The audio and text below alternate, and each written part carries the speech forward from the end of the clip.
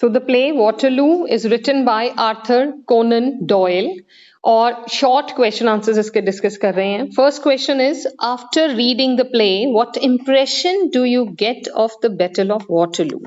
तो चैप्टर को रीड करने के बाद बैटल ऑफ वाटरलू का क्या इंप्रेशन आपके दिमाग में आता है, आपको क्या पता है उस बैटल के बारे में, उस लड़ाई के बारे में. The battle of Waterloo was fought between Napoleon and the British forces. और ये जो इसके प्रोटैगनिस्ट हैं, हीरो हैं वाटरलू के, जो 96 ईयर्स के हैं, corporal Gregory Brewster, he fought on the side of British forces against Napoleon. तो ये उस लड़ाई में लड़े थे, इनको मेडल भी मिला था. कब हुई थी वो लड़ाई? On Sunday 18 June 1815 near Waterloo in the present day Belgium.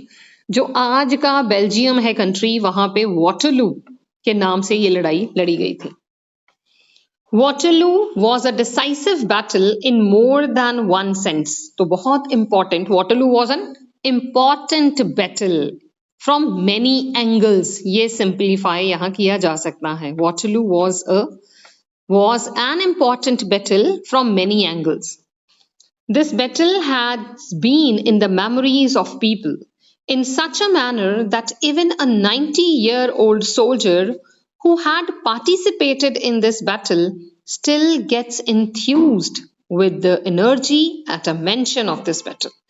तो ये बैटल लोगों की मेमोरीज के साथ ऐसे जुड़ी हुई है कि जो इंसान, जो सोल्जर आज 96 साल का है, अगर उसके सामने इस बैटल का नाम ले लो तो वो इंसान एनर्जी से भर जाता है.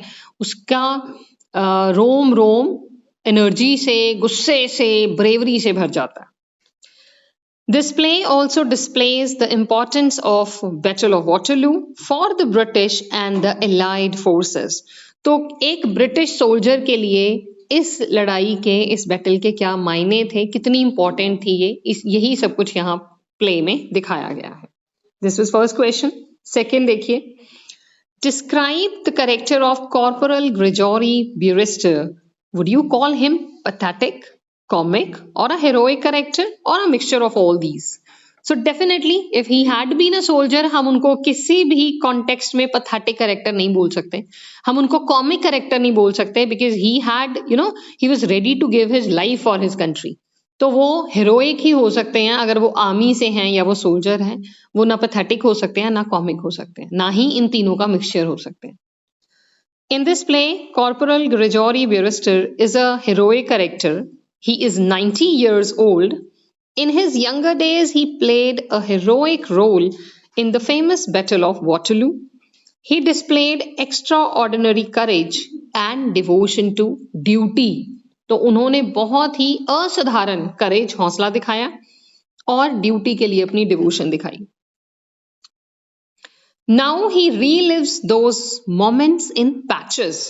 पूरा लाइन नहीं याद उनको, पूरा रोड, जैसे रोड के ऊपर अगर खड्डे पड़े हो, पैचेस लगे होते हैं ना कहीं कहीं टोटे से, तो उनको पूरा नहीं याद आ रहा, बट पैचेस में, कभी वो प्रेजेंट में है, कभी वो पास्ट में है, लेकिन जब भी याद आता है वो बड़े जोशो खरोश से उस चीज को याद करके खुश होते हैं. सो ही रीलिव्स, वो मोमेंट्स दोबारा जी रहे हैं, but in patches.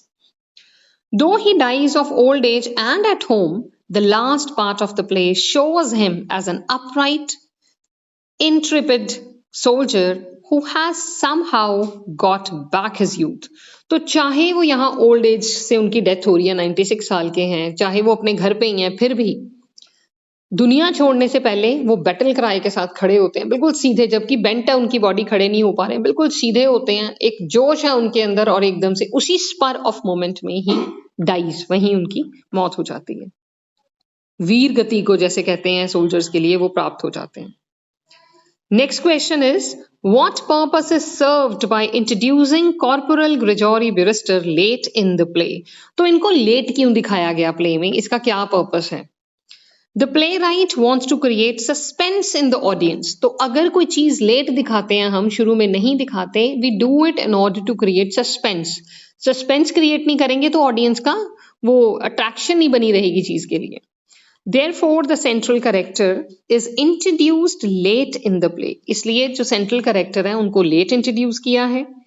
In the beginning of the play, we find Nora Burester.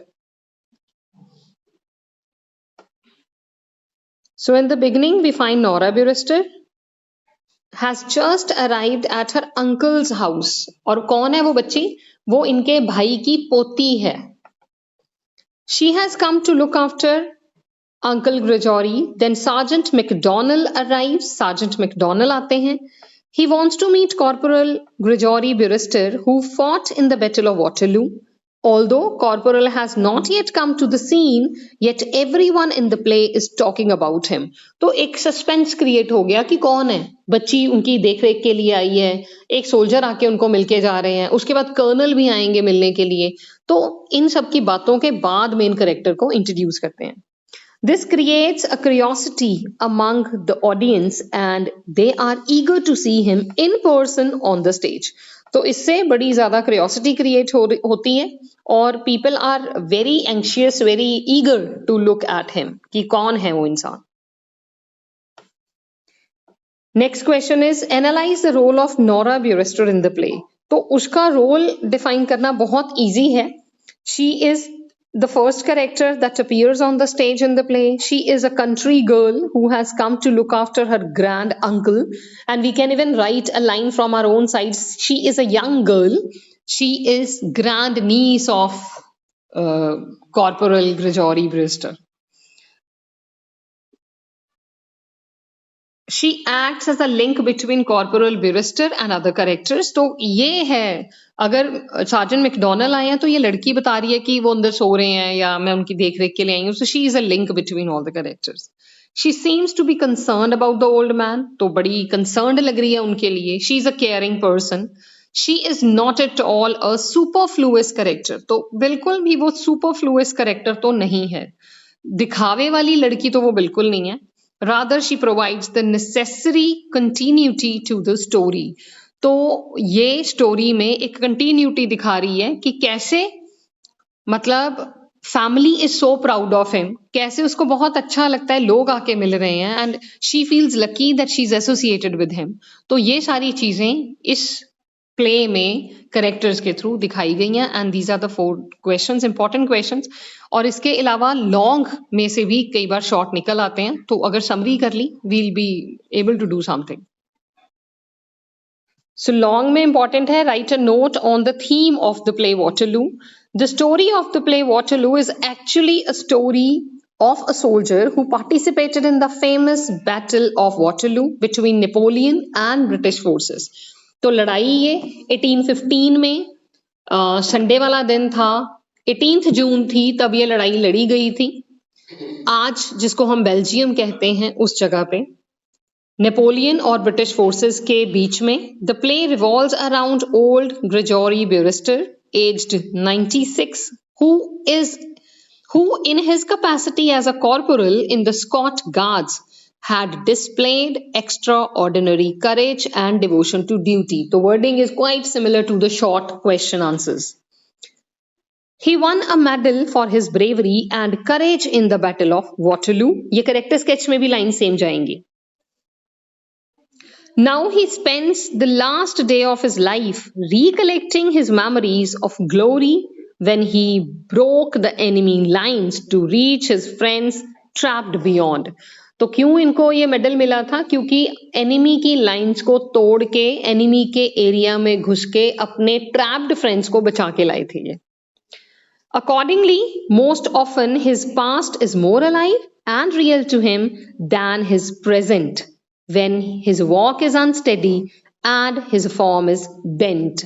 आज उनकी फॉर्म, उनकी बॉडी बेंड हो चुकी है, वो ठीक से चल नहीं पाते, उनकी वॉक अनस्टेडी हो चुकी है, लेकिन पास्ट के वो ग्लोरियस पल, वो टाइम आज भी उनके साथ जिंदा है. वो उस टाइम पे ज्यादा जी रहे हैं पास्ट में, आज के टाइम पे कम.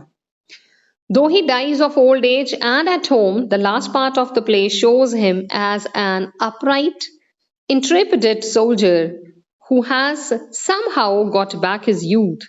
He remains a soldier in the battlefield of long ago, shouting his battle cry with his last breath. जब वो उनकी लास्ट पल है, वो जा रहे हैं दुनिया छोड़ के, तब भी वो बैटल क्राई के साथ जा रहे हैं.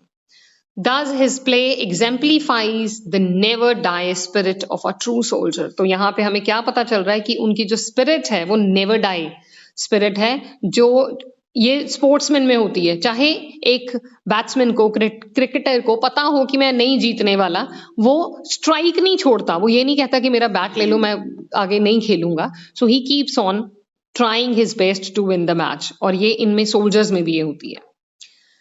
फिर है write a character sketch of corporal Gregory Brewster. ये सारी लाइंस ऑलमोस्ट वही सेम आएंगी जो हम पहले ऑलरेडी कर चुके हैं। सो इसकी रीडिंग ही will make you prepare for your finals. In addition ये लाइंस हैं जो आपको एक्स्ट्रा लर्न करनी है। When Colonel Midwinter, who is the colonel of the regiment of Scott Guards, comes to pay a visit to Corporal Gregory, the corporal feels honored with his visit.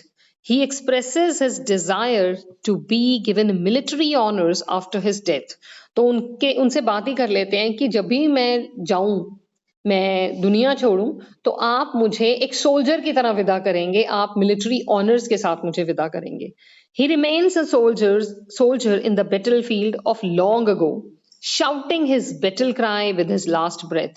तो वो इंसान जो बहुत देर से ही एक सोल्जर रहा है, पहले भी थे, आज भी अपना लास्ट मोमेंट भी इस दुनिया में वो एक बैटल क्राई के साथ ही बिता के जा रहे हैं और अपने आप को अमर कर लेते हैं।